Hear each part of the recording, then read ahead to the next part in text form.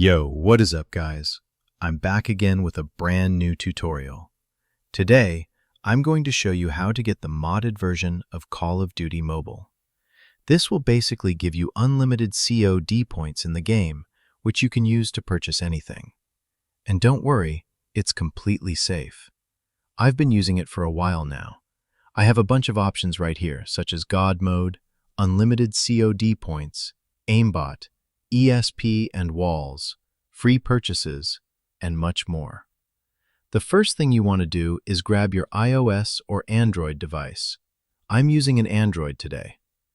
Once you're on your device, make sure you already have Call of Duty Mobile installed and fully updated. If you need to check, just go to the App Store or Google Play Store. Once that's done, the next thing you need to do is to simply head over to the pinned comments down below. There, I explain exactly where you can get Call of Duty++. So, just head over to the pinned comments, leave a like if this method worked for you at the end, and that's it. See you all in the next video. Bye-bye.